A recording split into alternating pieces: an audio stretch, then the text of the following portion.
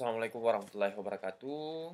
Salam sejahtera untuk kita semua. Pada video kali ini kita akan masuk di materi kita yang ketujuh, yakni pengolahan citra digital, transformasi Fourier, kemudian bagaimana mengimplementasikan aplikasi di dalam transformasi Fourier satu dimensi dan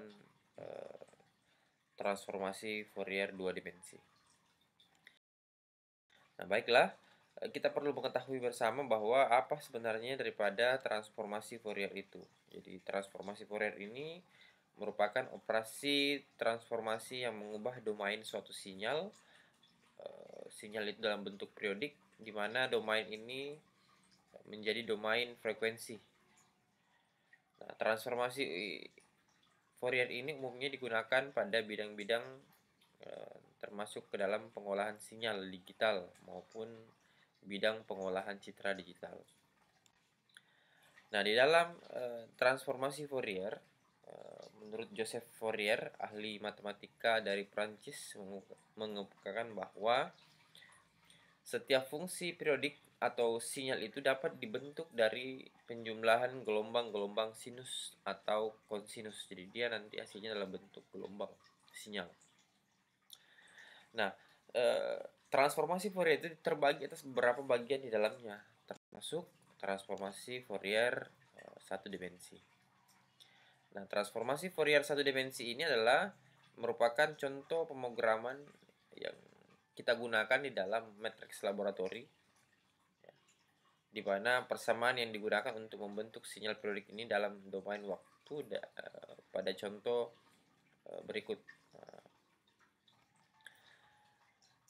Seperti apa? Nah, berikut ini merupakan contoh pemrograman MATLAB mengenai misalkan Y sama dengan sin, ya, 2 dikali Pi, ya, kemudian dikali Fi, F1, ya.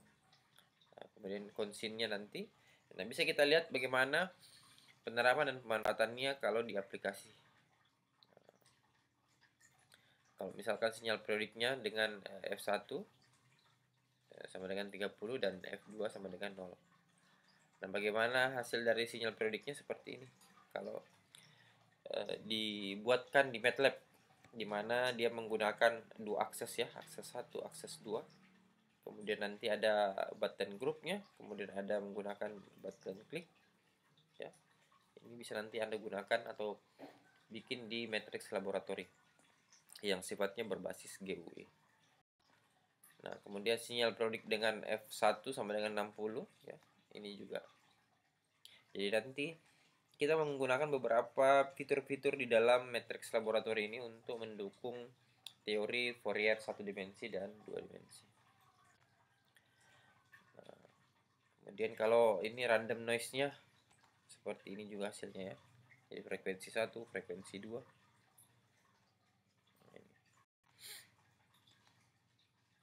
Ini juga hampir sama, ya. Jadi nanti Anda membuatnya di matriks laboratori untuk aplikasi transformasi Fourier satu dimensi dan dua dimensi.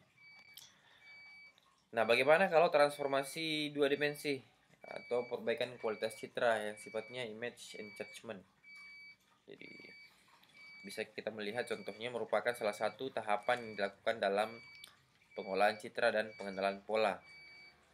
Nah, tujuan dari perbaikan kualitas citra ini antara lain adalah menonjolkan aspek tampilan tertentu agar lebih mudah dipahami atau diinterpretasikan oleh penglihatan mata. Kemudian yang kedua, bagaimana mereduksi atau menghilangkan aspek tampilan dari suatu citra yang tidak diperlukan, misalnya noise atau derau. Nah, di dalam operasi-operasi dalam perbaikan kualitas citra ini antara lain yakni operasi titik, operasi spasial, dan operasi transformasi. Nah, berikut ini adalah merupakan pemrograman aplikasi menggunakan grafik user interface di matriks laboratori. Nah, ini kalau transformasi Fourier dua dimensi, ya. Yang perlu Anda buat dulu adalah judulnya, kemudian ada akses 1, akses 2, akses 3, akses 4. Kemudian ada di sini button 1 dan ada button 2. Kemudian nanti ada menu checklist, ya, di dalam button group. Jadi dibuatkan persis seperti ini. kemudian nanti Anda mengekstraknya ke dalam satu frame, jadi aplikasinya nanti dalam satu frame saja. Nah, kemudian bagaimana cara kerjanya adalah yang pertama, bagaimana menentukan hasil daripada peningkatan kontrasnya. Jadi nanti kita tunjukkan peningkatan kontras, kemudian ada juga penurunan kontras, ya. Kemudian ada juga histogram equalizer-nya yang nanti kita perlu lihat, ya. Ini Instagram di sini, Instagram equalizer. Jadi tinggal dipilih saja menu-menu yang ada di sini. Nah, secara otomatis nanti akan ada plan di dalamnya. Nah, ini untuk low pass filter spasialnya. Jadi kalau kita pilih low pass resolusinya, nanti akan muncul seperti ini. Kemudian kalau high pass, jadi ada low pass, berarti ada high. Seperti apa high pass itu? Nah, ini tampilan kalau dia high. Kalau dia low pass filtering transformation operation, ya hasilnya seperti ini.